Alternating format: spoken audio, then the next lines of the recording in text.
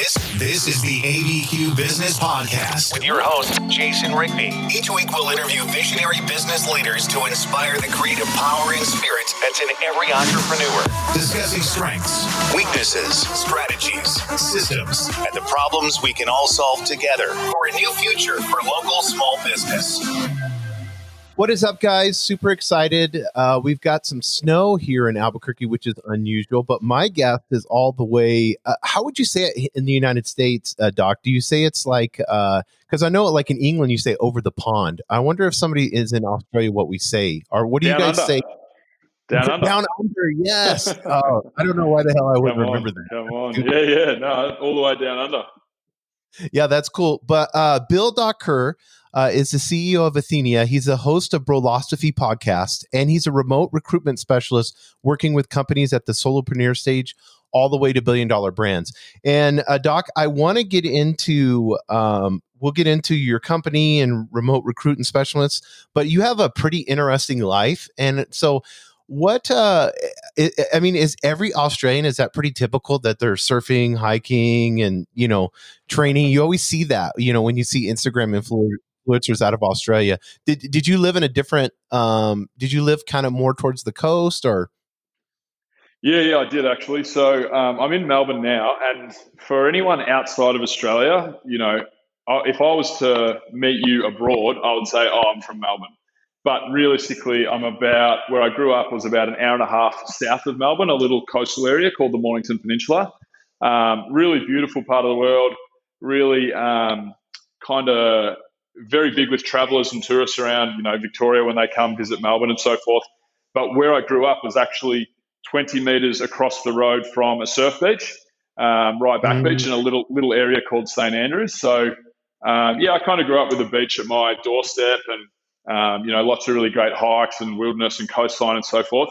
And as far as Australians and that being typical, you got to remember that like Australia as the landmass is like the 7th or 8th biggest country on the planet, but it's one of the most sparsely populated. We've only got 25, 26 million people. And Australia, the whole interior of Australia, nobody lives there. 95, 95, I'm not sure the exact figure, but 95% of the population live on the coast. So that's kind of, I guess, the whole typical Australian beach culture surfer that you would see in, American TV shows and movies and so forth, and what we export from down under. It is kind of true because a lot of Australia is, it's really uninhabitable. So, we all live on the beach. Yeah, that's crazy. Yeah. You never think of it to be like uninhabitable, no one there. Is it like desert or? Yeah. I mean, not all of it, but like the interior of Australia is straight desert for a lot of it. There's towns and, there's a lot of towns scattered through the interior of Australia, but it's just it's hard living, It's, and a lot of it is, it's your typical rugged, like if you think of like, I don't know, Utah and the Moab Desert and so forth, it's kind of a little bit analogous, I think. Not that I've been there, but I know enough about, America right. and your it's quite, it's pretty full on. You wouldn't want to be out there, I'd say. Yeah, we where I live is in Albuquerque, New Mexico, and New Mexico's like high desert. So, you kind of have like mountain kind of like the other day it was 85 degrees and right now it's snowing. Yeah, right. Yeah. It's just wild. Yeah, because I think it's the higher elevation. So I want to get into a little bit about what caused you to start Athena? Like and I know this is kind of remote recruitment and getting into being able to be anywhere in the world, the 4-hour work week with, I forgot his name, Tim. Tim Ferriss. Yeah, Tim Ferriss, right? He wrote that book and everybody thought, I can be in Thailand and, have this huge company. So was it kind of the same thing for you? What began in your head to get this company started? What actually happened was, so my previous startup was an adventure travel startup for the fitness community. So basically we would take people on adventure holidays all around the world. So think Mexico, and in Mexico we'd go and do all the ancient sites, cultural sites. Then we would rock climb and dive And we would also get our heart rates up and practice, mindfulness-y kind of stuff. It's a buzzword at the moment, but, meditation, yoga and so forth. So Right. it was an awesome company, actually. It was really cool. The brand was awesome. The product was sick.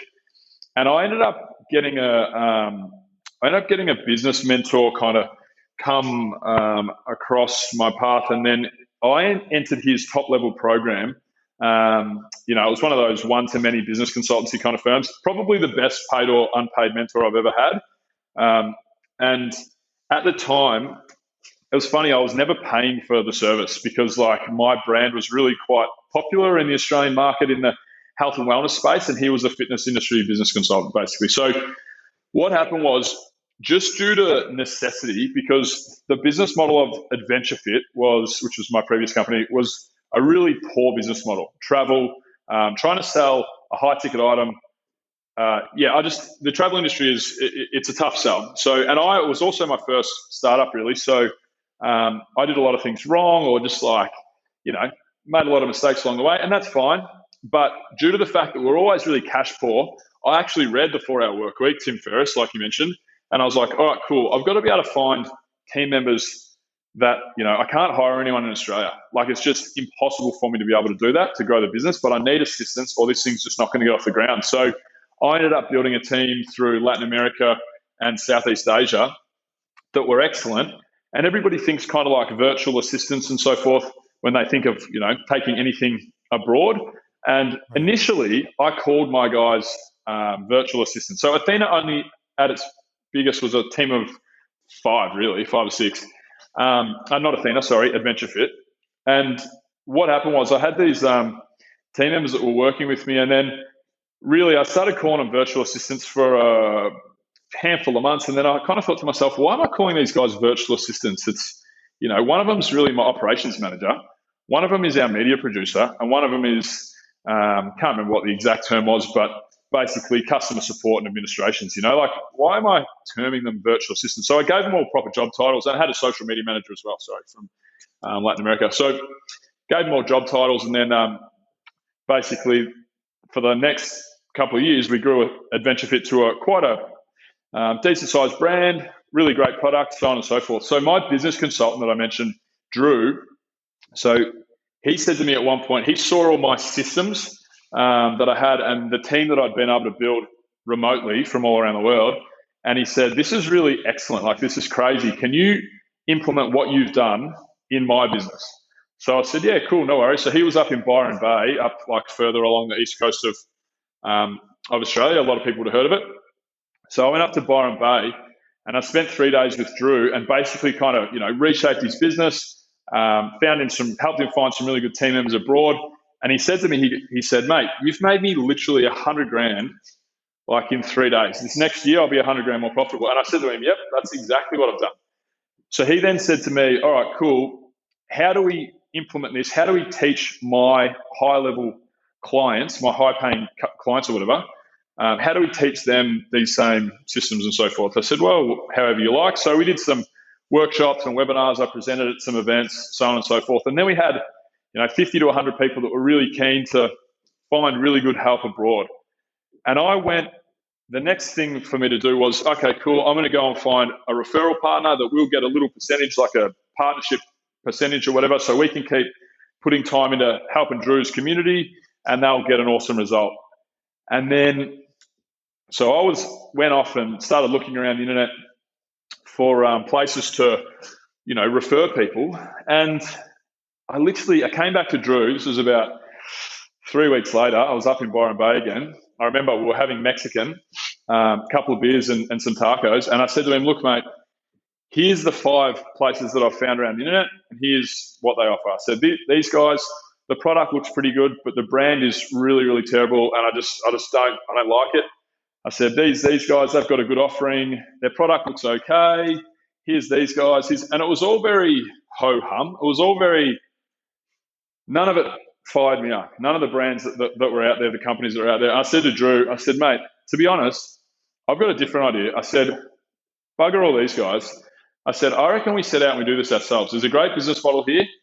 And I said, there's not one brand in the industry. There's a lot of companies out there doing their thing, but there's not one brand that people could actually get behind. And I think that we enter the market, we aim to do it. We aim to be the best in the world at it. And if you want to shake hands right here, right now, I reckon we go in and we have a crack. And then we, next thing was we shook hands, had a laugh, had a swill of our beer, and then we went into business together. So that's kind of how it all started. That's crazy. And you said several things which I really like. One of the things that you said is going in when you were building Athena, that there were mistakes that you had made in your fitness travel. What are some of those mistakes that you made that you could share with other entrepreneurs that you think would help them so that they're not, being 3-6, 2 years behind? Yeah, definitely. And that's actually, one of my strengths, I think, is learning from mistakes. I really think of myself as a really great entrepreneur now. Great's probably a strong word, but I'm good. I can really handle my own, and Athena's growing really, really fast, and things are really good. But it's all from learning from my mistakes. So really, the number one thing that I made the most mistakes in was basically tracking my metrics. Knowing my numbers, setting budgets, and to be honest, at the start when I set out with Adventure Fit, it was kind of difficult to, track your metrics in terms of like expenses and so forth, because we had individual trips running at all different times of the year, in all different currencies, in all different parts of the world. It was and then there was like the business expenses and so forth. So for someone that was just first getting their head around, tracking their expenses and so forth, P&Ls or whatever, profit and loss, it was it was a fair bit in there. And I just decided it was just too hard basket. So we had a lot of good stuff going on, a lot of good growth. The brand was awesome. The product was sick. So that kind of covered up a lot of the issues that we had. And the issues were, I really had no idea our financial position at any point in time. So we would get to a position where we had to run a trip. So we might have a group of, 15 people that are going over to Vietnam for 9 days in September. And it would get to, the end of June, and I'd start to go in and, see how we're tracking financially. And then I'd have to say to myself, oh my God, we're going to be $20,000 short if I don't figure something out in, 4 to 6 weeks. And that was the position I was always in, chasing our tails like that. And then, so that for sure is my number one piece of advice, is know your numbers, know your metrics. Athena now, I can tell you any metric inside of the company, whether it's financial, whether it's like churn, whether it's, cost per acquisition, whatever it is, I can tell you at the drop of a hat any metric that you would ever ask. And that's because I don't want to go through the position of feeling helpless. I don't want to be in the position of feeling helpless, because that's really how you feel. When you don't know what's going on, when you don't know your numbers, you feel helpless. You can't make good decisions. The decisions you do make that turn out well, it's a guess. It's an educated guess. So I would say my biggest takeaway was always to just, make sure you know your numbers so you can make informed decisions. No, I love that. And then another thing that you said is that you were working and creating systems. And I think this is so important, because a lot of people, especially entrepreneurs like you were just saying, and we're all this way, we are such visionaries that we don't want to look at numbers. We don't want to look at reports. We'll just do this and we'll do that and we'll wing it and we'll figure it out. But how important is it to build systems in your business? Yeah, look, I think the important thing is, to have systems around communication, I feel like, because especially for us and for a lot of the world that's gone remote, we see it every day with Athena. We have clients that will onboard, and, we'll normally try and give as much hand-holding as we can in terms of remote work setup and so forth, communications and systems for our clients when they onboard. And I know which clients, or I've got a pretty good idea from the start, which clients will excel right off the bat and which could struggle, and that we might need to have more involvement with, more resources put towards those clients. And that's really around, systems, and just systems around communication. The whole world has turned remote now, and, some people have been, us, for example, we were remote from the start, so we were ready to go. It was no issue for us, but people have been forced into the remote world. And I'm seeing it a lot. A lot of people that don't have their systems set up, so they don't know how they're going to communicate with their team member. They don't know when their scheduled meetings are. They don't know how they're tracking task management and so forth. They don't have any SOPs written down for handovers and so forth. And for example, we had a client that onboarded of late. We went through all the setup process and we're like, okay, cool. Here's how we think you should communicate. Here's what we do. We can't force our systems on people, right? So we had a client that onboarded, ready to go. Everything was cool. Yep, no worries. And we had a kind of like a junior marketing exec, probably like I would say 10-year digital marketer, really, really great digital marketer that was onboarded from Brazil into a client's business over in Melbourne, Australia. And the communication, so 3 weeks in, there were some red flags that were raised because we don't get into management of the talent at Athena. We're recruitment. So it's like place, do our great job and help if and when need be, but we kind of try and get out of the way. So we had a phone call 3 weeks in. It was like, oh, it's really not going so well. I'm really struggling with this, that, and the other. And then I said to the client, I said, okay, cool. Tell us about your systems. How are you communicating? How often? What SOPs have you got? How are you managing tasks and so forth? And none of it was set up. And the communication that was going back and forth between talent and client at the time was a weekly email. And as you can imagine, I was just like, I was relieved. I was like, oh my God, great, cool, no worries. That's the easiest fix on the face of the earth. And now we've got them back up and running and they're absolutely nailing it. But I guess, just making sure that in this new world that we're living in, you've got systems mainly around communication. I think, that's the real key. Yeah, and one of the things that you said that I think is so important, and I know you're an expert in this arena, so I would like you to speak to this.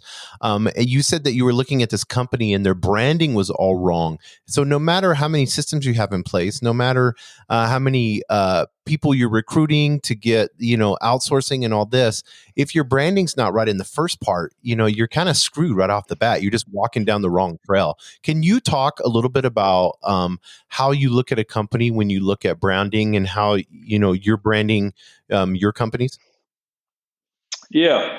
So I'm in my office/studio today, and I've got my desk. I've got a couple of a nice green hanging plant wall, live vertical garden on one wall, and I've got a couple of books that sit on shelves on the walls around my office. And one of the books, there's only about 3 or 4 of them. One of the books that I stare at every day is "Start with Why" by Simon Sinek. Do you know it? Yes, I do. Yes, it's a great book. Yes. Yeah, great book. And one of the most viewed TED Talks of all time is how great business leaders inspire their teams or something of that nature. So Simon Sinek, if I was to have one business mentor worldwide and I could choose who that would be, I wouldn't be Jeff Bezos, wouldn't be Elon Musk, wouldn't be Mark Zuckerberg, it would be Simon Sinek. I'm really, this is just the way that I look at things, but I'm really driven by the why of a company. I'm really driven by, okay, cool, why do you exist? What is your impact? Who are you out to serve? Like, what's the purpose of your business? And the more that we mature as a, like capitalism, and the more that we mature and millennials come into the market, millennials now, and just people in general, the younger generation, they really care about, what are your values? What does your company stand for? Why should we do business with you? Why should we buy your product and service? So when we're talking about a brand, a brand can be many things. So we did a bit of work on our brand of late, and there's 2 ways that we addressed it. One was, visual. Okay, cool. Let's make sure, what's our color palette looking like? Type, font, logos, this, that, and the other. That's what people think a lot of the time when they think of brand, but really you got to think of philosophically, what does a brand mean?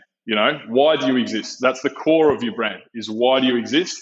And why should we do business with you? Why should talent come and work for you? It all goes back to like, what's the core of your business? Like, who are you trying to help?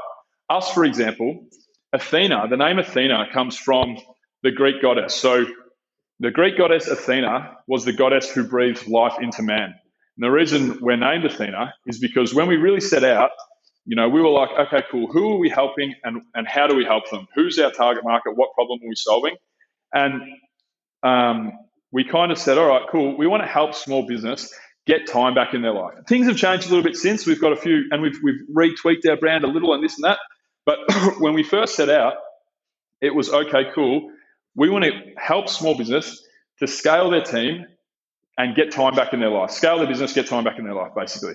So Athena, it made sense for us to, come up with the name, the Greek goddess who kind of breathed life into man. So that's where that comes from. But I mean, a brand is really a sum of many parts. But I think the core is the why, and that's what I mean when I say there was no brands in the industry. There was a lot of, nice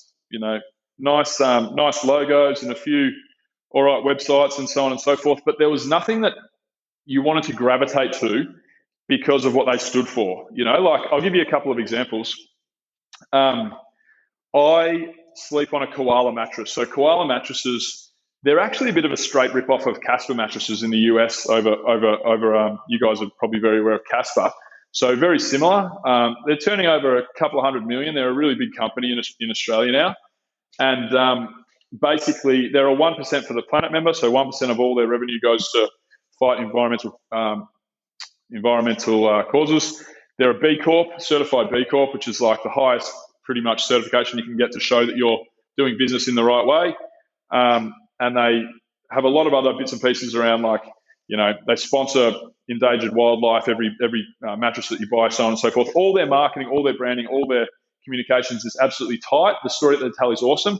They're just a brand that stands for a little bit more than just buying a mattress. I followed Koala on all the social media platforms before I ever needed to buy a mattress from them. Patagonia, another good example. They're probably the leading example. Patagonia are really, they're a company that above all else stands for something, and people know that. So people want to do business with those companies.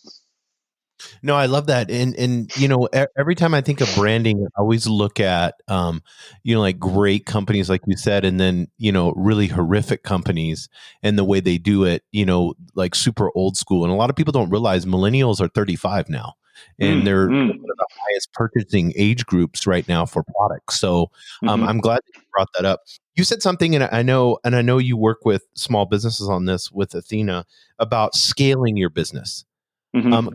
Because before we get into, recruiting and all that, when let's say you have a company and they have, 10, 15 employees and they're looking at scaling, whether it's an online company, that, or maybe it's a brick and mortar that's wanting to go online, and they're looking at social media managers and SEO people and, all these different things. What are some of the things you talk about when you talk about scaling? Yeah, so in terms of scaling, when I referred to scaling initially, just earlier, I was talking about really kind of scaling the team so that they can do more. So effectively, getting team members on that are going to, help propagate growth within the company, kind of thing. So, but I guess that, that is a lot of what we do. So in terms of Athena, what we add to the market really is, probably 60 to 70% of what we do is growth related. So sales, marketing, and creative. Probably 30 or 40% is ops related, bookkeeping, customer service, administrative assistant, executive assistant. And then we have, unique placements that come across our desk and so forth as well. So, but I'll give you an example of like a company that's really doing really well in working with us. So we had a client that came to us. So the brief is, it's a really young digital agency up in Canberra in Australia. So these guys are super talented, a couple of young guys just out there having a crack. They're about 25 years old. And they'd come from a creative agency background, really, where basically they would film audio video production for clients in the local area market. And they wanted to be able to create a lifestyle for themselves that meant that they could travel the world or be a little bit location independent, basically. So that meant that they wanted to move into advertising. So instead of being a production agency, basically, they moved into advertising. So they're in the stage of their company where, at some point they'll get key hires locally, but at this point they're like, oh, we really need a senior media buyer, but we can't find somebody locally because it's just going to cost us too much. We're not at that stage. So I was like, okay, cool, let me see what we can do. So the brief was senior media buyer.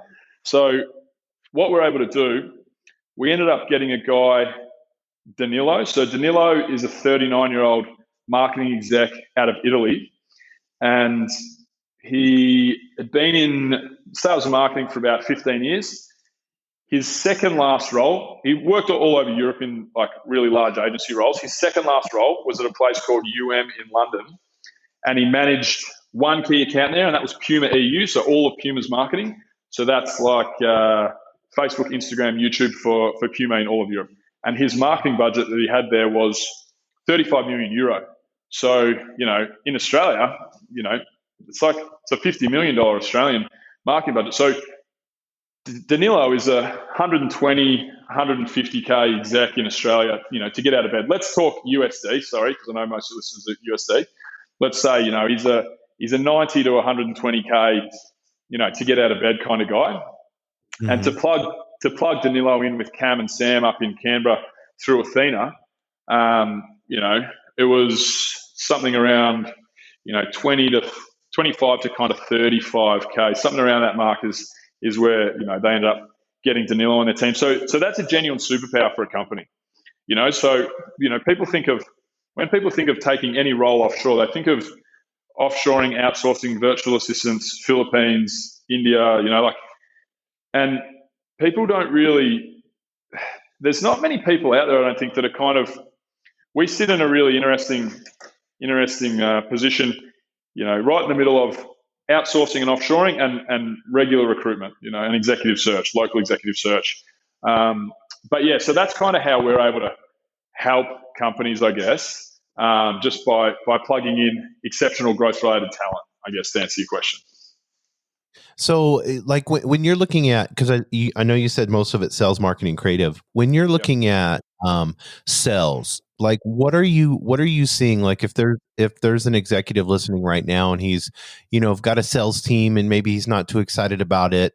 What do you like? Is it as simple as getting a couple people together and then having them go on LinkedIn and send out emails, or what are you looking at, and what are you seeing when you're seeing companies coming in looking for sales? Well, we do a few different elements of sales at the moment internally with our clients. So we do regular sales, obviously, like you would imagine, phone sales, no field sales because that would be local, even though we do have some local remote stuff that we do. We do a lot of phone-based sales. So just experienced closers. So we got a gym in New York City who wanted a bilingual sales guy or girl, and that we ended up finding a talent out of Buenos Aires, Jorge. He's doing an exceptional job there. He's obviously fluent in English and bilingual in Spanish, obviously. A lot of the other sales that we do is out of South Africa, because our market is Asia Pacific and North America at the moment. So, English is first language, obviously. So we do a lot of sales out of South Africa because predominantly English is first language over there. So that's really great. And again, it's really for the small business that's, restricted a little bit in terms of resources, because you can normally, we'll always match or beat local salaries in South Africa or in Argentina or wherever we're sourcing.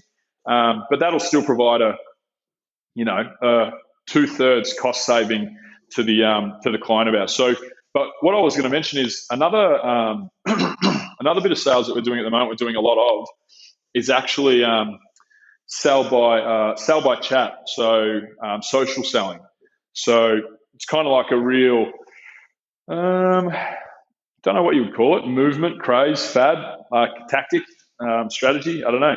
But yes, sell by DM has become a real thing. And we've got a few clients that are, growing their business primarily through cold DM prospecting with kind of, junior sales guys and girls, and just getting awesome results. So pretty interesting stuff out there.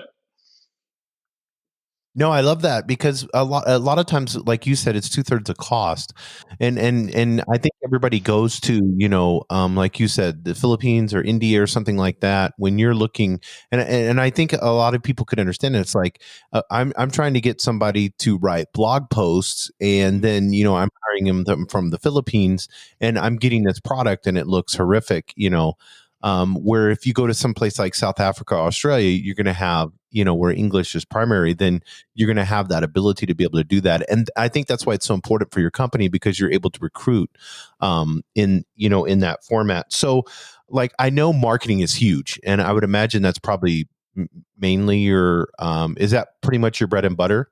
Yeah, for sure. 100%. 100%. And how can your company help out a business that's looking at getting more into digital marketing?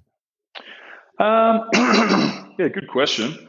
I mean, most of what we do, I guess, is in kind of two realms. One win for small business always is to have a social media manager. People who are entrepreneurial don't want to get stuck in the if it's a small business and a small team, that's normally a win. That's normally a win people come to us for. They want to get that, taken off their plate so that they can focus on the lead dominoes. Lead dominoes being, retention, sales, and marketing, whatever's going to, move the needle revenue wise. And social media is important, but it's probably not one of those needle movers. So a lot of the time people will come to us for social media. But I guess probably the biggest, like the highest value skill set, and the thing that we probably do best, and the best ROI coming to an agency like us is media buying. So the world is really run by Facebook and Google ads. Really, like Facebook Business Manager, Google SEO, SEM. SEO is another thing, I guess, but Google ads and Facebook ads. I mean, we can find just such exceptionally talented team members to plug in and just pick up the marketing campaigns. And then, again, like if you're thinking in the US to find, I'll give you another example. So, and I'm giving you kind of top end executive examples here, but I'll give you another example. So we had another placement that was for a SaaS company in Melbourne, and the brief was, again, somebody senior. So it was a CEO who was running the marketing. He had a team of about 7 or 8, but no one really in the growth related realm. And he was in charge of everything. And it was just kind of a bit too much for him, but he wanted someone to come and sit alongside him. So, he didn't want to manage somebody. He wanted someone with experience. So, and what did they have going on? They had some tricky problems. So they had a business model that meant that they were limited in where they could market. A lot of their stuff came from prospecting as well. They had just set up, they got a pretty big list, but they just kind of started scratching the surface with their EDMs and basically marketing to their list. So lots of opportunities there, but they wanted someone who was a real senior marketer. So the leading candidate for that one ended up being a woman named Maria. So Maria's background, Maria was from Buenos Aires. She was a 15-year marketing exec. She'd worked at Microsoft for 4.5 years in Latin America. She'd had 3 promotions in her time there. Then she moved to IBM. She had 1 promotion in her 2 years there. She ended up as regional marketing manager for all of LATAM for IBM, and then moved to a digital agency called Semperti. She started there as brand manager. She was there for 2 years. They had a headcount of about 26. Then moved into CMO, Chief Marketing Officer, the last 2 years. And then by the time she left, the company had grown to about 52 headcount. So Maria, so coming into our client's business, to run their campaigns and set up their EDMs and basically just sit alongside the CEO and make decisions around growth. Maria, again, she's a C-level exec with 15 years experience, 7 of them at IBM and Microsoft. That's it's just a wild concept to be able to plug them in. So again, that's Maria. I think it's 25K USD, something like that. And again, like our business model works when we can match or beat local salaries, so we're always making sure we're looking after people on the talent side. But it's just, really the key growth related skill that we recruit for is really that media buying stuff, Yeah. And I know a lot of people have thought of this, or they've gone online, maybe to Upwork or to, these different classified ads and stuff like that. Why would you say to use Athena over trying to do it on your own? Yeah, for sure. Well, look, to be honest, I used to coach CrossFit a little bit back in the day for a while. It was about 10 years ago, and people used to ask me the same thing about CrossFit. I'd say, look, you can go and learn all this stuff yourself, and you can go and do it, and you can probably get good results if you put in the work. If you have the knowledge, if you have the background, if you have the experience, you can probably get some pretty good results. But you would come to the gym because you want to get trained by an expert. So it's the same in recruiting. So how a normal placement would look for us, I'll compare, somebody going to Upwork compared to, how it would work, going through Athena. So somebody that's going to Upwork for let's go again with a senior media buyer. So senior media buyer, plug it in on Upwork, start filtering through candidates on Upwork. Okay, cool. I'm starting to get pretty fatigued. There's a lot going on here. You might filter through 20 or 50 candidates, and then you're like, all right, cool. These guys look like they've got pretty good referrals and reviews and so forth. Might interview a couple of them, give one of them an onboard. So that's fine. That's no worries. And people can get good results doing that. I got a lot of people that I know that have excellent team members from Upwork, Fiverr, Freelancer, posting ads on Craigslist, whatever. But how it works when you would go through an agency like us is, so when somebody comes in, we'll sit down and make sure that we've got the absolute dialed in job description down pat. So we've got a really user-friendly job description template. It's just like fill in the blanks. So what's the overview? What's the bit more about the role? Who's the company? What are the need to haves? What are the nice to haves? And once we craft the perfect job description, then we have an alignment call. We make sure that we sign off on that. So that'll be the client, myself normally, and whichever of our lead recruiters that will be kind of like leading the case. And then what we do is we take that job description and we canvass it across who we have in our network to see if there's a fit. And normally with a marketing role, with a growth role, with a creative role, even with a lot of ops roles, we'll have one or two, maybe even three endorsable candidates from our network that we have that have already come in and vetted through the system, and they're in our pipeline. Then what we do also is we put it out to the market. So we'll put the unique job description out to the market, and then you'll get candidates that will flood in that have applied for that particular role. So at that point, we'll probably have 150, 200 candidates before we turn off the role, before we switch it off. And then it's about our recruiters getting to the best of the best from there. So normally we'll probably shortlist 15 candidates, interview 12, and we'd end up having 1, 2, or 3 from that pipeline as well. So if you think of 150, 200 candidates from the unique job description that we've posted, interviewed by recruiters who have worked at Facebook, Nokia, WeWork, that's our team internally, then we would also have had the cream of the crop from previous placements, previous sourcing runs that are already in our network. So then you're getting the best of the cream of the crop from thousands and thousands and thousands. So, it's just the reason that people would go through somebody like us is we have an incredibly unfair advantage against going and doing it yourself for those reasons. It's just because of what we do all day, every day, the amount of talent that comes past our desk, and the skill sets that our recruiters have, as opposed to, going and having a crack at it yourself, where a lot of the time it really is hit or miss. And more often than not, I feel like it's probably a miss. Yeah, I could imagine because, as far as like especially if you're talking about looking at, these city level positions. Now, what type of companies do you like help? What type of companies does Athena help? Do you need to be running, $5 million a year or how does that look? No, you don't need to be running anything in particular in terms of revenue. So, we work, as you said in the intro to the show, which I think came from my LinkedIn bio is,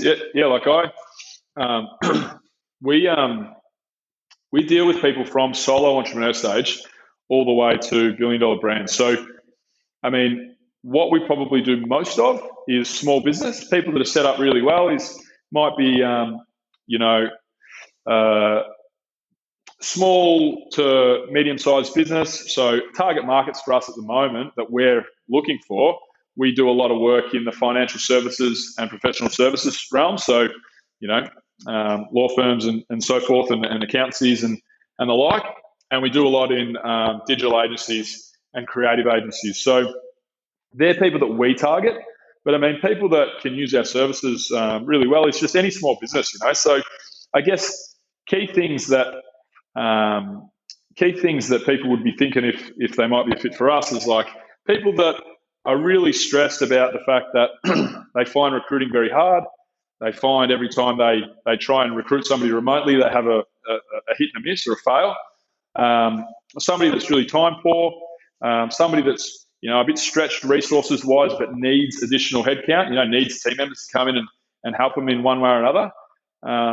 The good thing with us, so if you think of like total addressable market, so it's a very venture capital, very corporate-y term or whatever.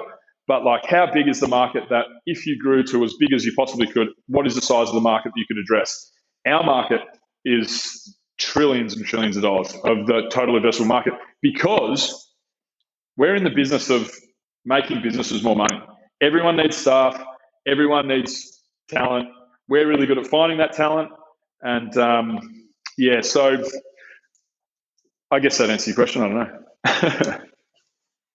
Well, I think I love that. And I want to, for the next few minutes, if you don't mind, I kind of want to get into your podcast a little bit, being a podcaster myself. And you have some really, I had seen some of the things that you talked about on your podcast.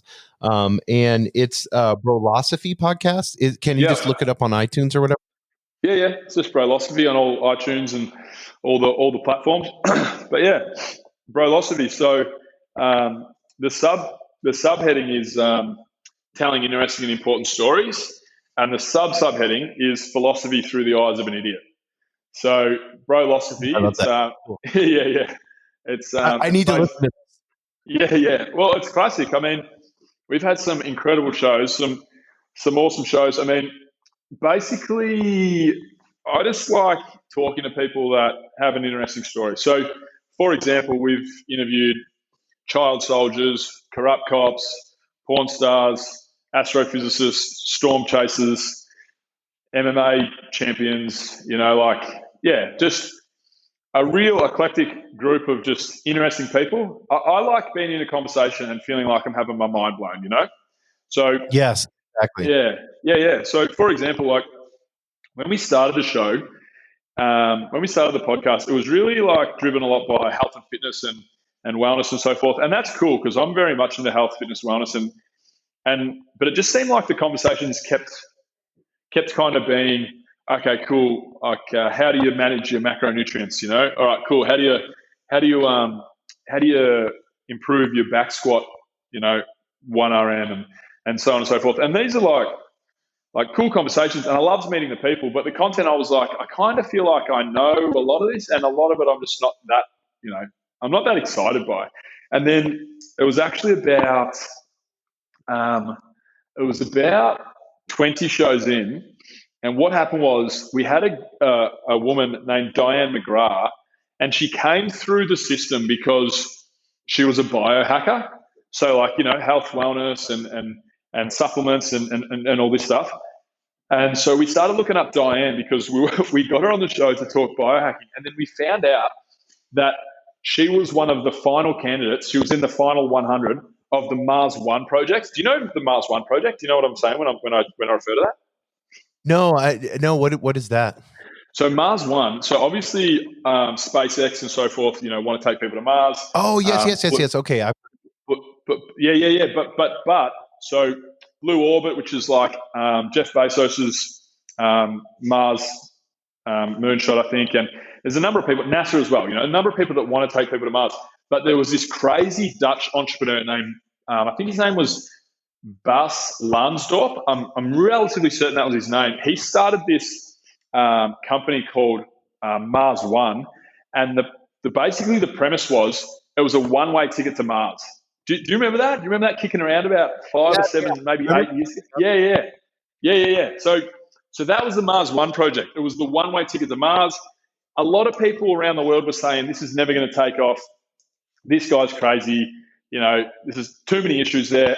But it had enough momentum and enough legitimacy that people were taking it serious enough. Like people were like, all right, cool, this is a real thing.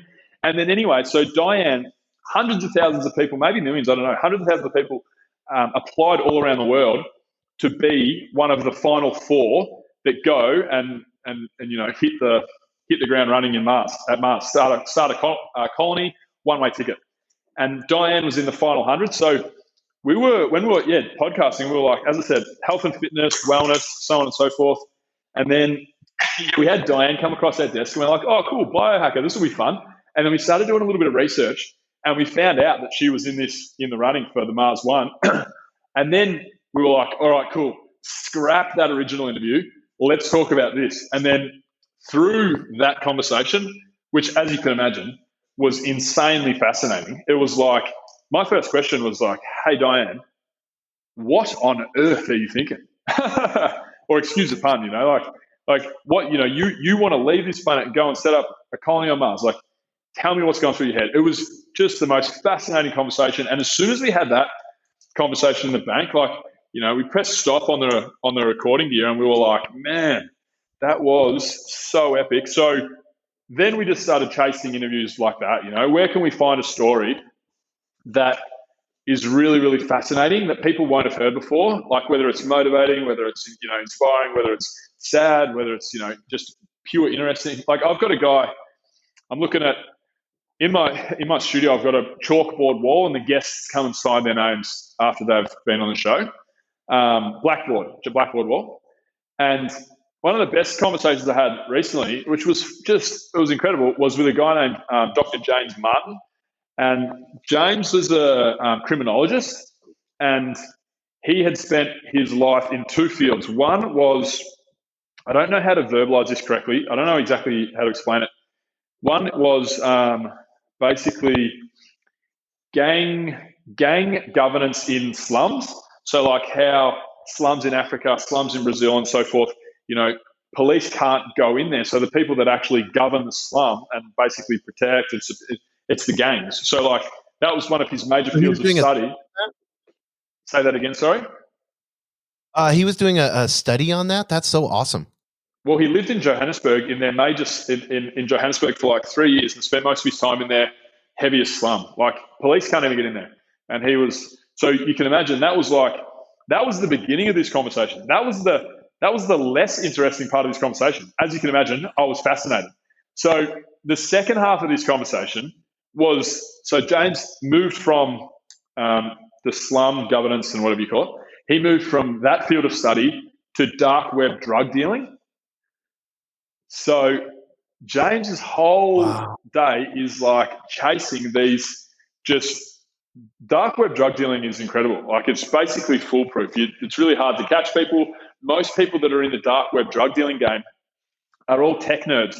They're like UX designers, UI designers that are going through school studying, and they might be the people that, create the world's next incredible app, but they're the ones that are also, creating this massive infrastructure of dark web drug dealing. That's typically, like I was talking to James about it, that's typically the profile of somebody that's, out there doing it, rather than like gangsters and people just like out there for, you think of bad people when you think of drug dealers, but this is just like young entrepreneurial, tech whizzes that are running this internet drug game. So like, that's just another snapshot of just an interesting conversation. And I just get fascinated by, conversation. It goes back to the brand thing, like you're talking about entrepreneurial stuff and brand. Like, we're driven by stories, stories fire us up. They change our minds on things. They evoke emotion, they evoke passion, they evoke curiosity, whatever. And so definitely have learned a lot on my podcast from, the guests. So, yep, you go, sorry. No, I love that. No. One of the things that we're facing here in the United States, and I don't know how it is in Australia right now, but it looked like you had an interview with a corrupt cop. Yeah.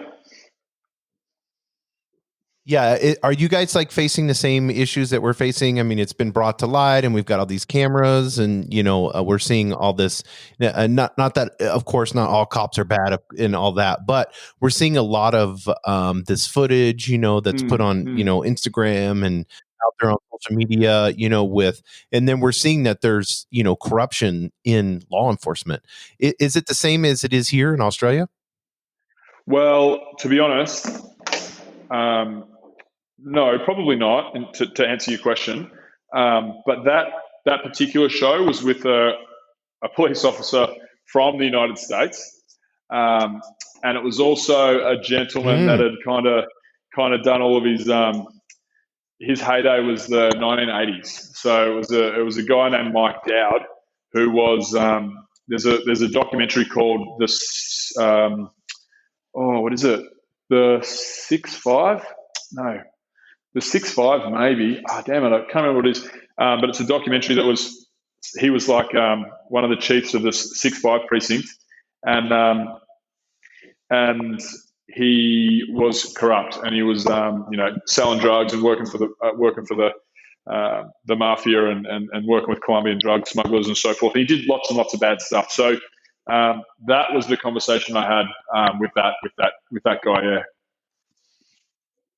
Yeah, that's amazing, because it would be amazing to go find out in his mind and see what made him, make these decisions, and where and how he went from that to that. Another quick question before we go is, how the hell do you interview a porn star?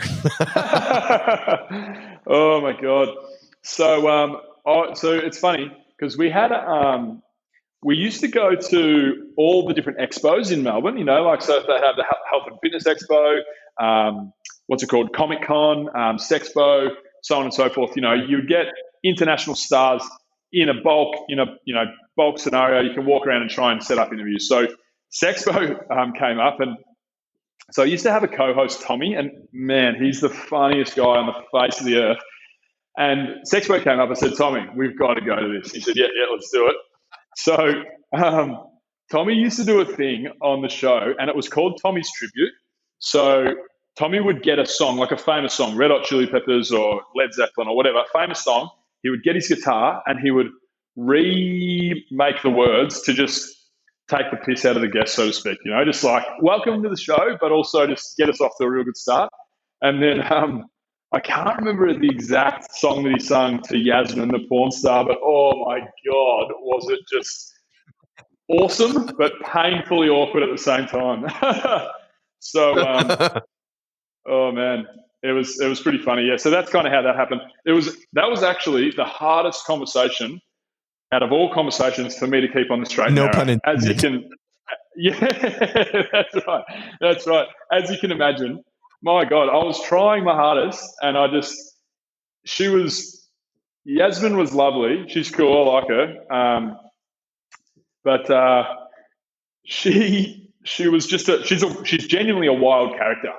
She's born wild, and some of the stuff that she would mention, like, I don't even know whether I should say it on your show, but like talking about, No, you bloody, whatever you want. Yeah, yeah. Oh, well, like, well, I said I always would start the show. I would be like, I would start the show. Oh yeah, Yasmin. So thanks so much for coming on the show. I would love it if you just tell the listeners and tell us a little bit about yourself. And so that's kind of how I start every show, really, just open it up a little bit. And she goes, I said that to her, Yasmin, yeah, tell us a little bit about yourself, blah, blah, blah. And she goes, oh, well, yep, Yasmin, I'm 28. I've just entered porn, and I'm really excited because this week I got to be DP'd for the first time. And me and Tommy just went silent. I looked at him, he looked at me, and she said something just like, man, she just went real graphic, real early. And at the time, I'm probably like, I'm 34 now. I was probably 30 at the time. Tommy's about 8 years younger than me. She's about 22. So I'm a 30-year-old with the mind of a 19-year-old, and Tommy is a 22-year-old with the mind of a 12-year-old. So you can imagine these two poor blokes sitting in a room trying to interview a porn star, and she's just, oh my God, far out. It was funny. Yeah, I've got to. That would be one I would love to do. I think it'd be really interesting. But yeah, that's what I was thinking too. It'd be like really difficult. Yeah, it'd be really difficult to have that interview because it's like, you at the same time you want to, give a show to your audience, but then you want to showcase what she's doing, with her because it's her work, Yeah. so and some people take it seriously. Some people, like you'd said, she seemed just to be pretty wild and was having fun. So Well, she did seem wild and to be having fun, but I took the conversation, like I took it really seriously. Like, the first thing that I've always thought when I'm thinking of porn, right, is what does the conversation sound like or look like or whatever with the mum and the dad? What does that conversation feel like? How did that go? So everybody has a story, and like a porn star, yeah, she was wild about it and pretty relaxed and pretty blasé and so forth. But it was actually, I believe, still like an awesome conversation. Really, just trying to get down and get in the mind of a porn star and understand, the things that they go through. So, yeah, I think it was classic. It was weird. It was funny. It was kind of like a bit awkward at times and so forth. But I really do think it was quite an interesting, deep conversation because there's lots to discuss there. There's lots to explore, as you can imagine. yeah, I love that. Well, we're at the top of the hour. I want to, I know you had already mentioned Simon Sinek, and you mentioned that you have the book on the shelf, and you said you had a couple other books. Is there anything else that you would give that would be a great resource that someone could get? Because I mean, I'm a book lover and reader too. Do you have another one up there that you could throw out? Yeah, definitely. So I've got two books that I would probably recommend for this particular period in time, and that would be Tribe by Sebastian Junger. So basically, Sebastian Junger is a war journalist, and he writes a book about how we're tribal people, and it kind of paints a little bit of a picture, around kind of what's going on in the society that we live in today, and some of the problems that we have. It's quite eye opening, but also, it's a good read. It's quite confronting. So I would recommend Tribe for anybody. I'm saying Tribe, and the next book I'm about to recommend because of the period that we're in, and there's lots of issues going on, particularly around mental health, particularly around the coronavirus. A lot of people, retrenched from their jobs, staying at home a lot, and so forth. A lot of people really struggling out there. Yeah, the second book I would recommend, which I think will go down as the most important book written in this century, very similarly to what I believe the 20th century's probably most important book. I would say it would probably have been How to Win Friends or Influence People. If you're talking about like self-development and so forth, I would probably say that.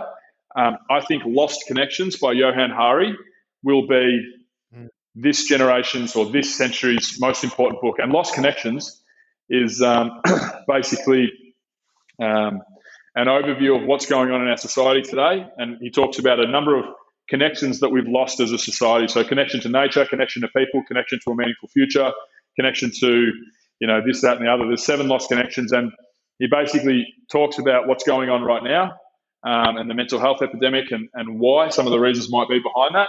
And then also, the second half of the book is, trying to unravel ways that we can, reconnect with those lost connections. So I couldn't recommend that book more highly, Lost Connections. And then also Tribe is a really another good one that's kind of on a similar vein. It's a little bit, probably a bit lighter and a bit more just interesting rather than proper confronting.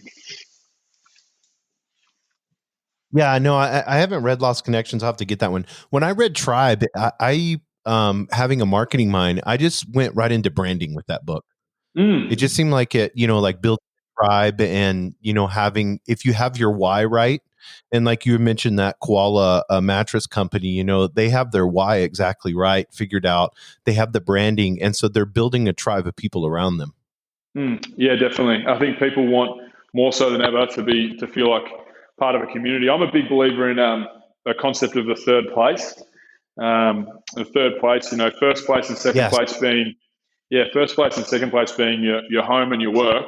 And I think more than ever, people are really screaming out for a third place. That might be your gym or your knitting club, or it might be your online community. Might be people want to feel like they're part of something more than ever. So yeah, I totally agree.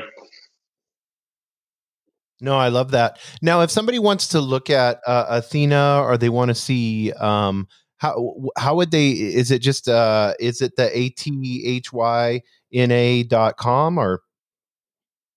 Yeah, it's Athena.co, Athyna, so Athena with a Y.co. And you can find all about us there. Me on LinkedIn and on Instagram. My handle is the Bill Kerr.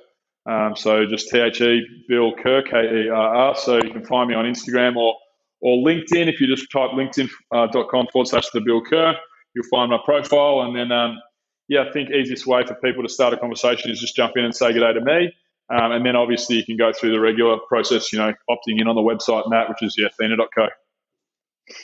And then I encourage all of my listeners, and we'll put all this in the show notes, but I encourage everyone to download the Brolosophy podcast. They can hear child soldiers, Krupp Cox, porn stars, astrophysics. I mean, this just seems like an amazing podcast. I'll be curious. I'm going to hop on here in a little bit and make sure I download some episodes.